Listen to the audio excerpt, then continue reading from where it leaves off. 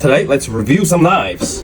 Rui Knife. So this is basically what you get after you purchase a Rui knife. Most Rui knives, free shipping. All you have to do is open it and you will see what's inside.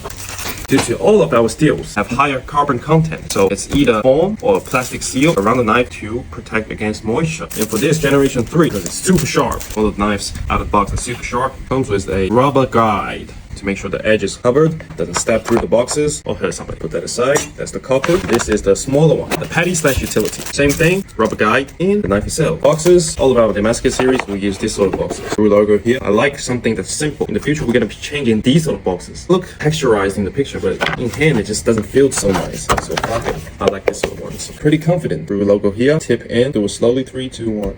Oh my god, 85. Can you make this sharper? Definitely. I can make this a lot sharper in fact, but not all of you knows how to sharpen. Once the knife is too sharp, it'll go dull very fast. So let's take a close look at the edge. Sharpening wise, all the knives are stone grinded, those stone wheels, to a thin taper down at the very end. It's not a mirror finished edge over here. There's some like rough scratch marks on it. All of our knives are polished, sharpened by EVA wheels. That means create a slight convex, means it's more long lasting. If you don't like it, you want to make this ultra sharp, go for it on a Whetstone. It's just a knife. Then polished with leather wheel to extreme sharpness, take off the burr. Sharpness you see on the best sharpness scale, this is what it came with. Same as the patty/utility. Then we can talk about the material used. Rui Damascus 60.5 Rockwell hardness, stainless. But when a knife's hardness is beyond 60, you might consider its carbon content. The higher the carbon, the more easier for it to rust, even though it's stainless. Don't leave any sort of water on it after use. Just wipe it dry, leave it somewhere. Handle-wise, stabilized birch wood, my favorite kind of material on knives. Why? Because stabilized wood does not shrink or expand due to moisture or temperature. It's a lot lighter, unlike these sort of unprocessed natural wood. These you can see already here. After, depends on where you put it and how the moisture is working for your area. It'll crack open or shrink, expose the metal part. That's not good. You paid for the product,